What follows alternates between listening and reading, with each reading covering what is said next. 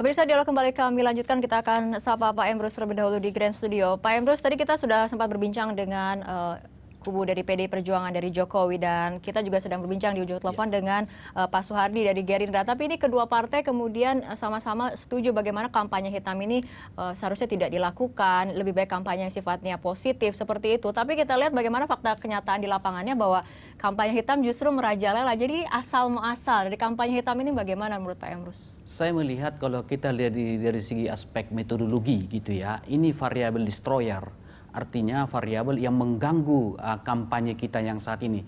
Saya yakin betul kedua tokoh kita ini kan adalah putra bangsa yang terbaik gitu ya. Sangat tidak mungkin mereka melakukan kampanye hitam seperti yang saudari tanyakan tadi, kampanye hitam diserang dengan kampanye. Tidaklah. Karena kenapa? Kedua tokoh ini saya pikir tokoh bangsa kita yang tidak mungkin mereka melakukan ini. Justru saya berhipotesa ada pihak-pihak tertentu yang ingin proses kampanye ini atau pilpres ini tidak berjalan mulus. Nah, oleh karena itu, saya pikir mereka yang ada di pihak yang membuat ini, saya kira harus merupakan suatu ada pertobatan lah. Oke. Karena Pak ini Emrus, soal pendidikan. Siapa kira-kira pihak ataupun yang berkepentingan mengambil keuntungan dari banyaknya kampanye hitam yang terjadi? Saya kira amat sulit untuk kita mengatakan kecuali polisi melakukan investigasi lebih mendalam gitu ya secara hukumnya, secara teknologi Kementerian Komunikasi dan Informasi melakukan penelitiannya ke sana. Jadi sulit untuk kita mengatakan pihak mana, tetapi saya bisa pastikan mereka-mereka ini adalah yang ingin mengacaukan, mengganggu sistem pilpres kita yang akan datang.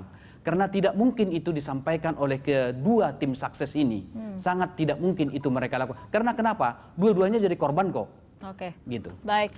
Kita kembali ke Pak Soehardi. Pak Soehardi, menurut Anda apakah kemudian pemilih akan kemudian terpengaruh oleh kampanye hitam yang merajalela terjadi menjelang Pilpres 2014? Kalau isu-isunya ini kan sebenarnya sudah muncul 2009 sama saja. Dan saya kira pengaruhnya tidak akan sangat besar, dan jumlah yang ketika kita survei yang mempermasalahkan juga sangat kecil jumlahnya, sehingga lebih banyak orang berpikir kepengen mempunyai pemimpin yang tegas, berani, jujur, dan konsisten. Dan ini adalah yang kita lihat dari survei dan keinginan masyarakat, sehingga kita melihat bahwa kampanye semacam itu tidak akan terlalu berpengaruh kepada para pemilih di bawah. Oke. Baik, mengenai pengaruhnya terhadap pemilih, kita lihat bersama grafik berikut ini terlebih dahulu. Ini adalah pernyataan dari Yose Rizal, Direktur Eksekutif Politika Wave, yang mengatakan mereka semakin pintar tahu mana yang benar dan mana yang tidak. Justru masyarakat yang marah karena dianggap berlebihan dan memecah belah.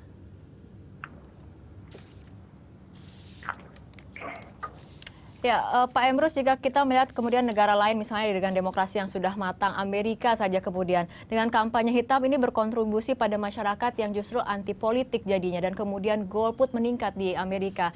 Ini artinya di Indonesia seharusnya kampanye hitam memang dihentikan, diminimalisir agar kondisi demikian tidak terjadi di Indonesia? Oleh karena itulah saya katakan tadi, boleh jadi mereka yang melempar isu kampanye hitam itu bertujuan untuk membuat masyarakat jadi golput, jadi jenuh. Ternyata calon-calon yang diajukan ini mempunyai sesuatu sesuatu yang negatif menurut kampanye hitam. Nah, oleh karena itu saya mengatakan baik di berbagai media juga harus sama-sama kita melawan. Boleh nggak saran saya begini ke Pak Prabowo dan Pak Jokowi? Sekali mereka bertemu sekali seminggu, minum kopi bersama, tim sukses mereka kumpul di satu tempat, bersahabat mereka. Bukan berarti perebutan atau katakanlah kampanye pilpres ini sebagai sesuatu hal yang harus kiamat. Tidak. Ini adalah suatu hal yang harus kita lakukan untuk bangsa dan negara. Tidak sesuatu yang menakutkan begitu. Oke. Artinya pilpres memang medan pertarungan, tapi pertarungannya yang sehat dan kompetitifnya juga kemudian yang positif seperti itu ya Pak Emrus ya? Saya kira benar sekali, tetapi kita pakai istilah, jangan lupa kampanye inilah pendidikan politik. Jadi jangan prosesnya penting. Jangan golnya yang dilihat. Kalau golnya yang dilihat itu berbahaya. Seringkali dalam kegiatan kita berpolitik yang kita lihat gol, bagaimana kita memenangkan. Baik. Justru yang terpenting adalah proses bagaimana pendidikan politik kepada masyarakat. Baik, Pak Soehardi mungkin ada tanggapannya mengenai usulan dari Pak Emrus tadi. Kebetulan tidak terlalu dengar, Mbak. Oke, tadi Pak Emrus mengatakan lebih baik misalnya Jokowi dan juga Prabowo mungkin sekali-kali bisa minum kopi 1 minggu sekali, tim suksesnya juga bertemu seperti itu, hingga kemudian memang bertarung tapi kemudian suasananya kondusif, positif seperti itu. Iya kan nanti logikanya kan juga ada waktu ya, kalau tidak salah ada debat capres dan sebagainya kan. Dia sebelum debat mungkin juga bisa duduk bersama dan sebagainya. Tentu itu jelas kan akan dijadwalkan kan, jadi pasti ketemu kan nanti. Baik, kita harapkan memang acara debat presiden itu. Ya, kita harapkan memang kampanye hitam ini tidak diteruskan seperti itu, karena kampanye yang mendidik adalah kampanye yang bisa memberikan pendidikan politik terhadap pemilih, bukan justru membingungkan seperti itu ya Pak Soehardi ya. Oke, baik ya, Pak Soehardi dan juga Pak Emrus. Perlu meningkatkan pendidikan politik yang baik. Ya. Dan jangan sampai ada orang menganggap politik itu haram, politik itu tempatnya orang yang tidak baik. Ini yang sangat penting bahwa bangsa Indonesia memang pemerintah juga mendorong di televisi, di universitas dan sebagainya. Baik. Jangan sampai selalu diberikan label kalau politik itu buruk, politik itu jahat, kurang baik dan sebagainya. Baik. Inilah pendidikan politik yang harus segera kita sampaikan pada masyarakat sehingga kita berpolitik dengan sangat elegan, dengan sangat baik, dan gentle, dan kita benar-benar politik untuk membangun negara. Baik, terima kasih Pak Soehardi dan juga Pak Emrus, terima kasih telah bergabung sama kami dalam Prime Time Talk. Selamat malam Pak Soehardi.